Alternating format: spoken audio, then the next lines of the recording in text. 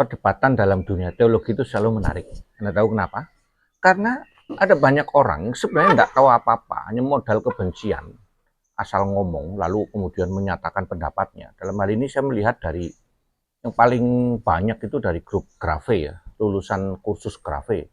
Karena ngomong sekolah agak susah, dia nggak ada izin, nggak ada apa, dia ya kursus atau tapi ya kursus intensif lah.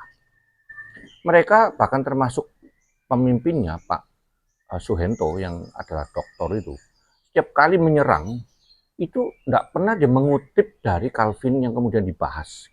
Padahal kualitas doktor harusnya adalah membahas, lalu kemudian silakan disalahnya di mana. Persoalannya tidak seperti itu.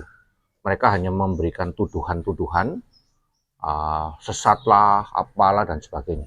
Dan yang menarik, mereka tidak pernah tahu sebenarnya apa itu isi Calvinisme. Beberapa waktu yang lalu misalnya, salah seorang muridnya, dia ngomong begini, nanti kalau ada seorang Calvinis masuk neraka, dia pasti akan menyesal. Menyesalnya gimana? Aduh, gue sudah beriman, kenapa ditetapkan masuk neraka? Anda tahu enggak? Kalau di kampung saya waktu saya masih kecil, kalau ada orang yang ngomong-ngomong begitu, kita para kawan-kawannya akan ngomong, kamu tuh goblok, dobol kamu. Istilah dobol itu sebenarnya diambil dari ayam yang ngeden-ngeden nggak keluar telur, tapi ya istilahnya keluar bol gitulah. Tapi ini sebenarnya kasar, jorok, tapi sebenarnya akrab biasanya. Nah, banyak mereka itu sebenarnya ngomong kosong doang. Kelihatannya ngeden-ngeden gitu, tapi nggak pernah tahu.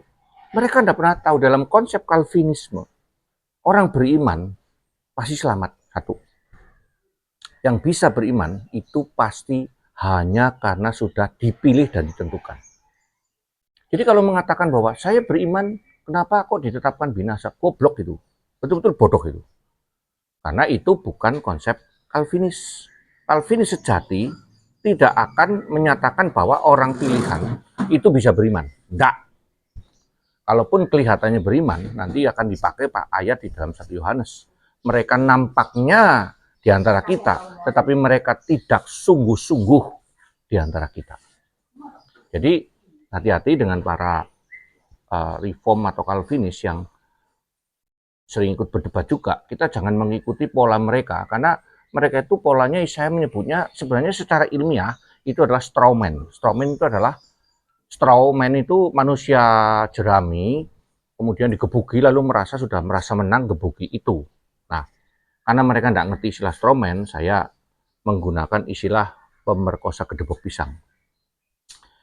Jadi ada orang nafsu, nggak ada pasangan, lalu diperkosalah itu gedebok. Lalu merasa puas, merasa sudah menodai seorang perempuan gitu. Atau dia merasa hebat, pengen berkelahi, tapi nggak berani menghadapi musuhnya, lalu dia tulis itu gedebok itu dengan nama musuhnya, misalnya Mike Tyson, itu hajar habis-habisan. Itu adalah yang saya sebut sebagai pemerkosa gedebok pisang. Nah, kita para Calvinis jangan seperti itu ya, memalukan sekali. Itu menandakan diri tidak berpendidikan, tidak beradab, hanya modal kebencian. Seorang pendeta tidak boleh modal kebencian di dalam membahas. Betul, ada kemarahan. Saya marah, tapi saya memikirkan lagi ini. Kalau antar gembala marahnya seperti itu tentu nggak baik. Maka ungkapkan saja. Saya siang malam dibakar oleh satu kemarahan.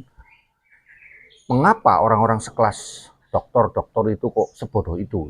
Memberikan pernyataan-pernyataan yang tidak sesuai akal sehat dan melakukan tindakan-tindakan yang tidak benar. Jadi hati-hati, mari para debater berdebatlah dengan lebih tenang, jangan sampai seperti model murid-murid dari Grave.